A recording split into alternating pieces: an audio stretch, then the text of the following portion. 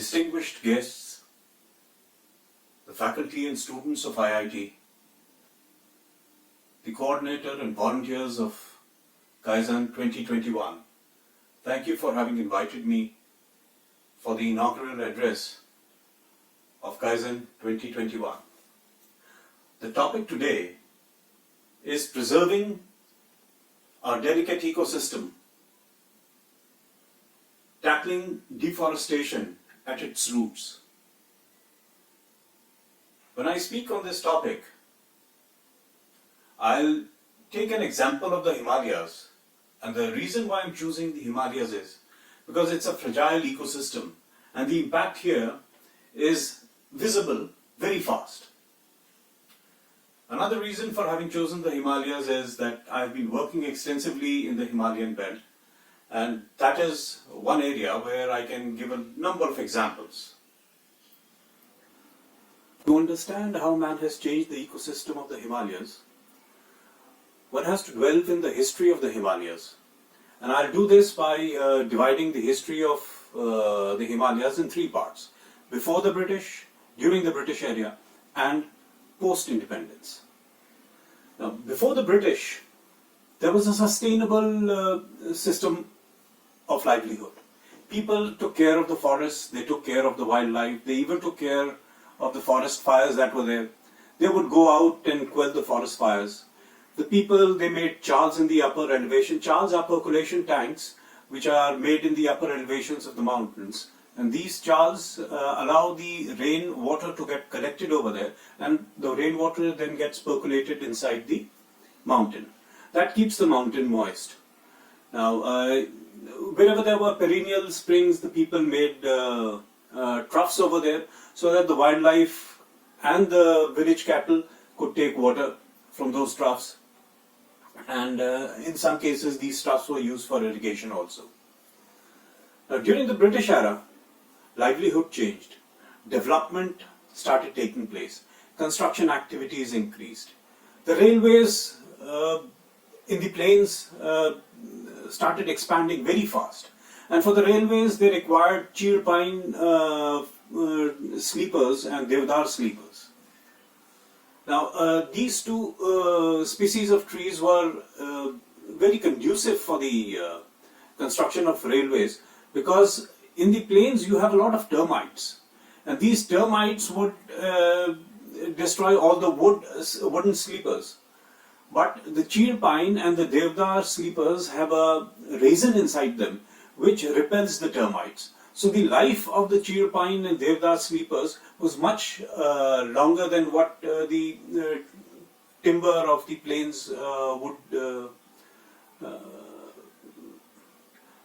The cheer pine and deodar sleepers lasted longer than the sleepers made out of wood which was available in the plains. Post-independence, the government took control of even the irrigation channels which the villagers were earlier maintaining to irrigate their fields. The government made the minor irrigation department, and this minor irrigation department took into possession all the ghouls. Ghouls were the water channels used for irrigation in the villages. The water from the springs or from the drainage pattern in the upper ranges of the mountains was channeled to the agriculture fields, and the water was being used for irrigation. This system of irrigation was being earlier maintained by the people. Whenever there would be a damage to the irrigation system because of a small landslide, it was the people who would go over there and repair the channel, and they would ensure that there was a continuous flow of water. But later on, the government, they decided to take the ownership of these irrigation channels. And in their thinking, it was that by doing so, they will be able to bring in more water to the irrigation fields. What they did was, they brought in cement and they made cemented channels. They used the stones which were available locally, and they used the cement, and they made, channels. Now, initially in these channels, the water availability increased. But probably an important aspect of the Himalayas was not used in the planning process, and that is, the Himalayas are a highly seismic area. Now, in the Highly seismic, when I say highly seismic, I mean around about 250 seismic activities happening in a year. Now, wherever you are having that high an amount of seismic activities, it's quite natural that there are going to be cracks in the cement constructions. And now what started happening was that the people stopped repairing these channels, because for these channels to be repaired you required cement. So they would wait for the junior engineers to come with their half bag of cement and then, do the repairs of these channels.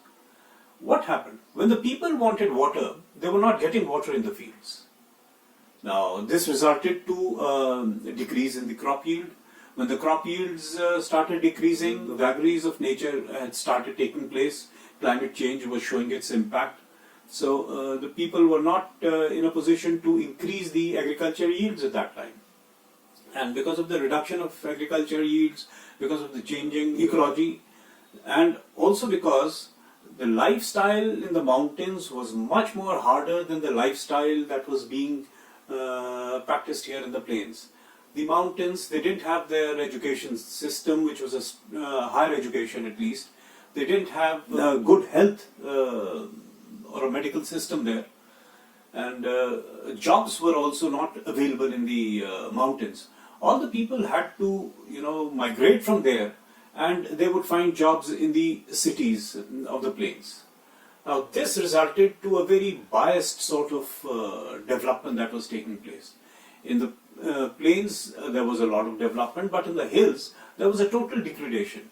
People stopped going out and, doing agriculture over there. Another very important reason was that the laws of the land became so harsh on the people. And one of the laws was that there was protection to the wildlife.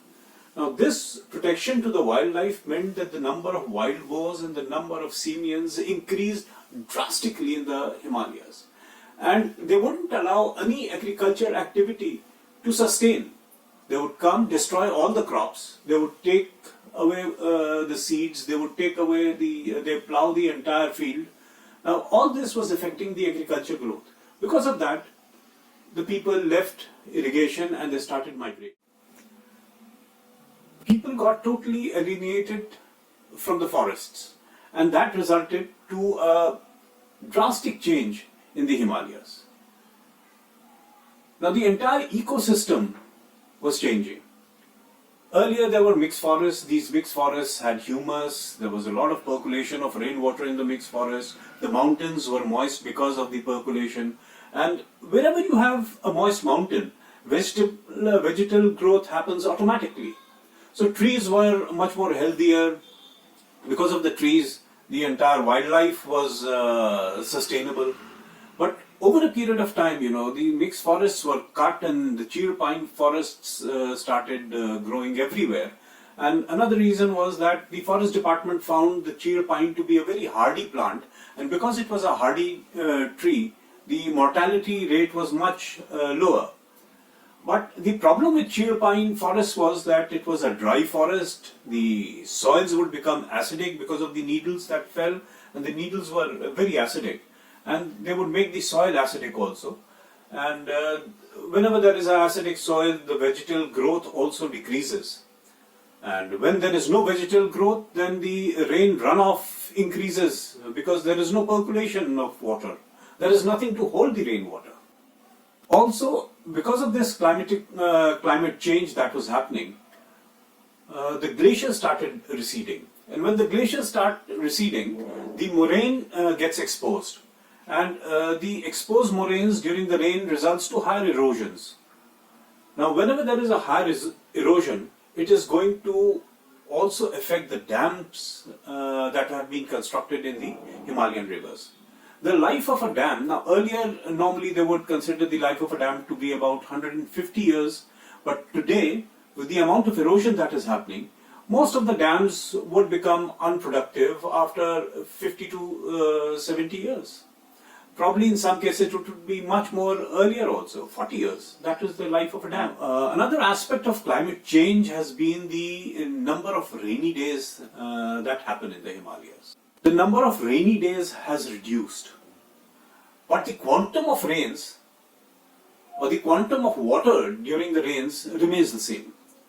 What this translates into is that now we have more rains whenever there is a rainfall, and this results to a greater runoff. We are not able to hold back this rainwater in the mountains. So the entire mountain health has been affected. Now to gauge the mountain health, there is a very easy system, that is to find what is the peak period and the lean period discharge of the rivers. Now if you take the example of Bhutan, the lean period peak period discharge ratio is 1:7. That is, during the lean period, if there is 1 unit of water which is being discharged by the river, during the peak period there are 7 units of water which are being discharged by the river. That is quite a healthy ratio.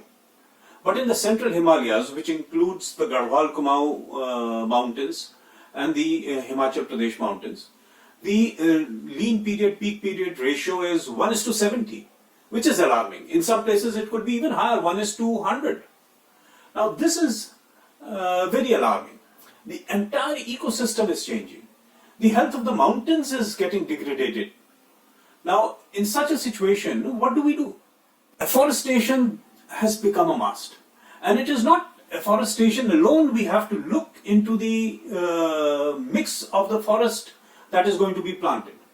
We require the mixed forests once again. Oak, rhododendron, the local species have to be planted once again over there in the Himalayas. Only then will we be able to sustain the Himalayas. Now, why afforestation is a must? Afforestation is very important for sustaining our ecosystem. And till we don't give a very practical and a very meaningful purpose to afforestation, and this importance is not of planting trees, the importance is of the survival of the trees. Now, till that is not understood and till that is not implemented, then there is no point of going for afforestation. Another aspect of afforestation is that the forest department has been planting a number of trees in the Himalayas. But most of these trees don't survive. If you look at the total number of trees that have been planted post-independence, then the tree cover should have been increased by at least 100%. But unfortunately, the tree cover in the Himalayas has reduced. Now, this sort of plantation is of no use. We want the entire system to be such that it is productive. Now, all these factors have made the people of the Himalayas totally disalienated from the forest system, from the ecosystem of the Himalayas. Now, this is a very serious thing. I think the time has come when the participation of people in the Himalayas to sustain the Himalayas is very important. Till that doesn't happen, it's going to be very difficult for the government or for the rest of the country to have the benefit of the Himalayas. Now, even if the rest of the country thinks about the Himalayas as a mountain chain, it's okay. But they should look at the Himalayas as something which is nurturing them. At least the Indo-Gangetic Plains, the Punjab region, are totally dependent on the Himalayas. When I say this, I mean that the rains which come to the Himalayas, the drainage pattern of the rivers which start from the Himalayas, the glaciers of the Himalayas, all these are contributing to the nurturing of the plains. But what is happening? If we look at dams, what is happening? They are consuming the most fertile lands of the Himalayas. Their lives which were projected earlier are not going to be that long anymore. The lives have been shortened drastically. The forests which were there along the rivers have been cut for the construction of these dams and for the infrastructure to be brought over there. Now, the dams are going to have a life of say around about 50, 60, 70 years. What's going to happen after that? we are going to be left with a swampland. Now, why should the people of the Himalayas be punished in this manner? Their most fertile lands were taken away, and in return, what they are getting is a swampland. Of course, they've been compensated monetarily, but ecologically, look at the damage that has happened. The forests have been taken away, and what we are getting is a swampland. Is that fair? No. When the dams have been constructed, look at the ecosystem that has been affected. Now, the fish have a tendency to go and lay their eggs in the same stream in which they are born. Now, if you have a series of dams across the rivers in the Himalayas, what is going to happen to the fish? You think the fish will be able to go back to their breeding grounds in the upper reaches of the Himalayas? No, they won't. How can a fish climb a dam? Even if there are fish paths which are made, now how are you going to train the fish to follow those fish paths and then go to their place of origin? I think it's ridiculous. Some planning has to be done, the engineers have talked about fish lifts, where they say we'll collect the fish at the base of a dam and then we'll lift them up and then we'll offload them in the lake of the dam. And then, from there they can proceed toward their place of origin.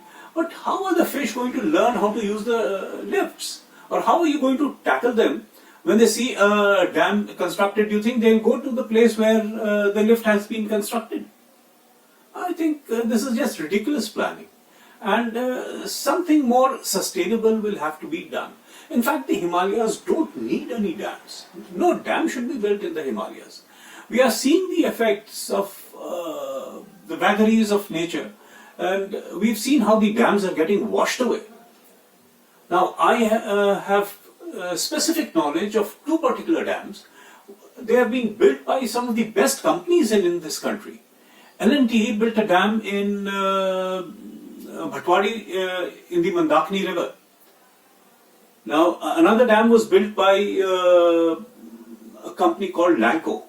They built a dam in Fata. Now, both these dams, all the testing was done. They were supposed to be, very strong dams fit for the Himalayas. But what happened during the Kedarnath deluge? When the lake burst in the Himalayas, then all the water came gushing down, and along with the water came the stones, and along with these stones became missiles, and they bombarded these dams, and these dams were totally washed away. And when these dams were when they were washed away, all the muck which was collected by the dam authorities and they were dumped in the riverbed, that further caused more damage there to the population which is downstream, because these stones, this muck became missiles again, and anything that came in its way, they just bombarded through that, and then they went. We had great deposits of sand, in the downstream area. Now, these dams are causing a lot of damage to the ecosystem. I know electricity is a must. Today we would like to have the contributions of science, in our lives. And electricity, water and roads probably have become, I may be allowed to say, fundamental rights. Everyone wants them. But then, should this electricity be made in the Himalayas?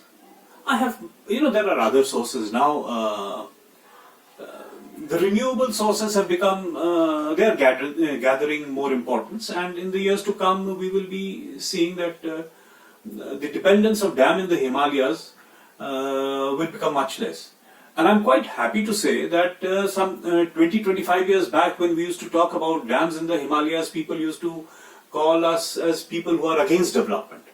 But probably there has been a sea change in the attitude of not only the engineers, but even in our judiciary, which has now started agreeing to the fact that the dams in the Himalayas are causing irreparable damage to the environment. Now, how do we tackle deforestation in the roots? We have seen that the mortality of plantations done by the forest departments is very, very high. it's actually unproductive. The money which is being spent on the forests is so much high that, I would consider it to be a total drain of our resources. But then what is the solution? The solution to me is that you will have to once again bring the people back into the afforestation program. I think the ownership of the forest must be given back to the villages. Let them own the forests. Let them feel let them feel that the forests are a part of their livelihood. Once that feeling comes, then only can the forests once again become something very productive, something which will contribute positively to our environment. Otherwise, the money will continue to be spent and it will remain non-productive because the mortality rate of the forests are going to remain very high. And this is very natural, it's very natural. In the mountains, it's very difficult to take the saplings from the lower part of the mountain to the upper parts and then plant them over there and then even use the... and then how do you nurture these plants? You have to depend on the rains for everything. Let the people decide where they want the forests. Let the people plant the trees themselves. Gradually you will find that the forests have become sustainable. And that probably is the only way that is left. The government has tried everything to make these forests, but they have not been successful.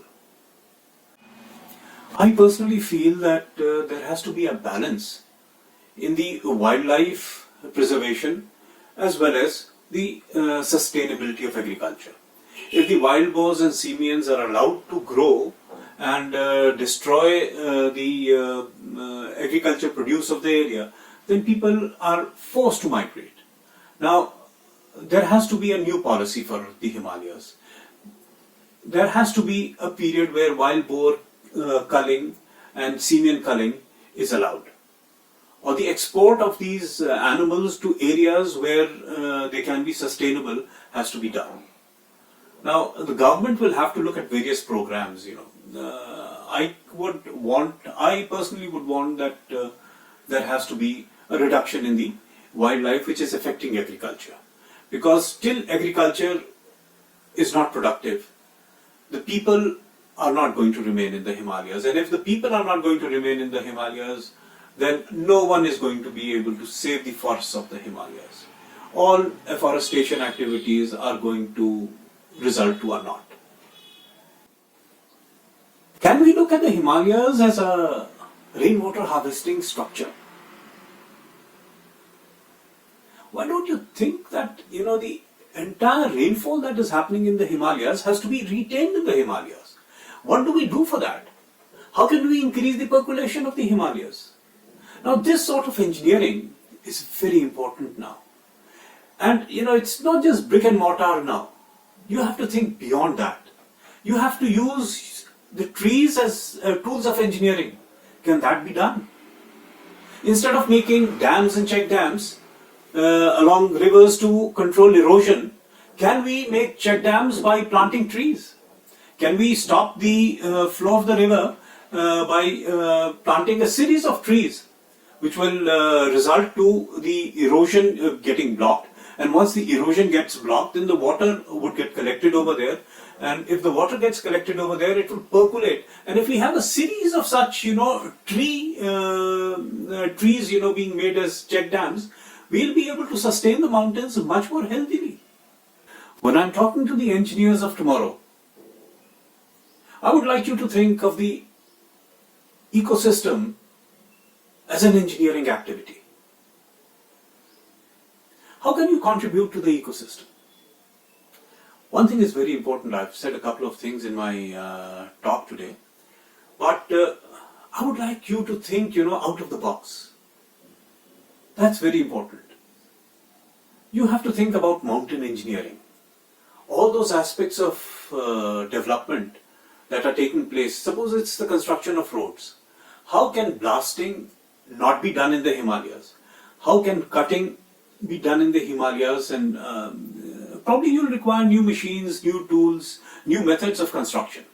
But then that is what is the real challenge for you engineers. New technologies for construction of dams or even for the utilization of the river water for irrigation have to be, thought. Now, I would just like to throw an idea. It's a very wild idea, but then probably something can happen out of it. If in a river we take round about 30% of the water at various levels, and we keep a minimum flow of the river, which is essential to sustain not only the river but also the ecosystems that are associated with the river. Like if you have the river, continuous river water flowing, you will have forests along the river. Once you have forests along the river, then you will have wildlife happening around the river. You will have fish in the rivers. If you have fish in the rivers, you will have otters in the rivers. If you have otters in the rivers, you will have tigers coming to eat the otters. So there is a whole chain of wildlife which will become sustainable. So can we do something about this? Can we take away 30% of the water or 40% of the water from a river and then channelize it and then make an entire pipeline from the high altitudes all the way to the plains? And wherever we find the head to be sufficient for turning the turbines, then we should make turbines in those places and let a pipeline bring this water from the top to the bottom. Is that possible? Or can we have run of the river turbines which are much smaller, but then we have multiple of these turbines along the rivers? Suppose we take the Mandakini or the Alaknanda river in the Garhwal Himalayas. Now both these rivers have a lot of flow of water, so we can have a number of turbines. In fact, I would want the corporates to produce a number of these turbines along the river, and they should be functioning with the flow of the river so that there is no damage to the river, and there is a lot of generation, and there has to be a grid, a new grid system along these rivers, which will probably be able to produce as much electricity as a dam induced turbine system would be producing. So we have to change our process of planning. That is what I am trying to emphasize to you engineers. Another, out of the box thought is that the rivers here in most of the plain areas, they have become highly polluted. Look at the Yamuna in Delhi, or look at the Ganga. See how polluted it is. Now, how can we do engineering here to tackle with this problem? One of the solutions that is being implemented by the government is that we have the STPs, the sewage treatment plants, which are being built in a huge number along these rivers. Good. Nothing wrong about it.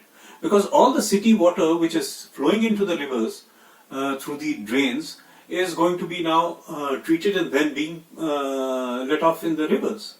That's going to be good for the river's health.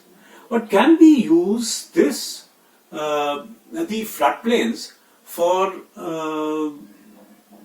recharging the rivers, for cleaning the rivers? Can we use trees, to recharge the rivers? Now, all this has to be thought. There is a new level of engineering which has to be done at this stage. The use of biotechnology to clean the rivers. How can that be done? How do we use the floodplains? Now, another out-of-the-box thought is that we have a number of barrages here in Delhi. Now, wherever there is a barrage, we block the river's flow, and the water over there, the water level that increases in the barrage. Now, when the water level increases to a particular height, can we make a channel along the river, and in that channel we use sand filtration? Yes, there are going to be problems when we do this. There is going to be the problem of caking. But then probably that problem can be solved by plowing the upper surface or dredging the upper surface of the channel. Now what will happen is, if you have sand on the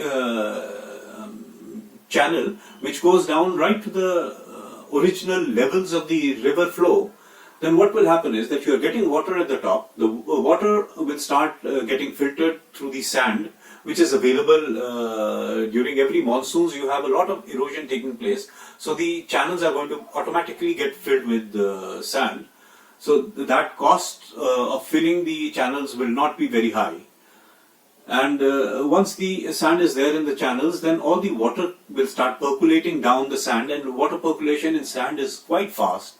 So what we will have, at the bottom of those channels, if we have outlets, the water is going to come out and it will go back to the river. Of course, we don't have RO quality water, but what we will have is at least a living river. Now, some sort of engineering has to go into this process. And if people would like to associate with me in designing something of this sort, they're most welcome. Please do contact me. It will be a favor to the country.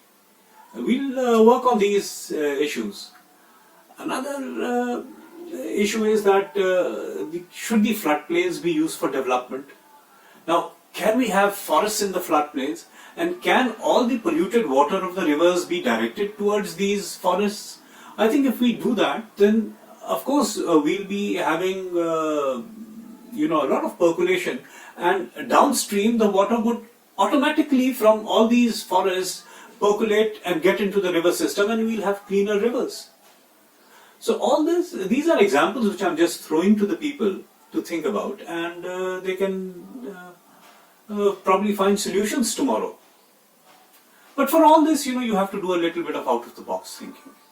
There are many such solutions, out-of-the-box thinking that can happen, but someone has to engage in all these activities. Until you don't have a passion for the environment, just plain engineering is not going to help, because you'll have to do a lot of innovations, a lot of changes. You'll have to understand what the environment is, and unfortunately, I have found that not many people are so concerned about the environment today. Now there has to be this change, and I'm very happy that Kaizen has given me this opportunity to talk to the students, and I'm sure that some student is going to get inspired and probably will think on these lines and see how the ecosystem has to be made more sustainable, and afforestation has to become more not only sustainable, has to be utilized in a proper manner also. We have to see the productivity, we have to see the economics of it, we have to see the impact it's going to have on the environment, we have to see what the local species are and what the local species are going to contribute to the environment. So these are some thoughts which I had, and I thought I'll be sharing that with you today during the Kaizen inaugural session.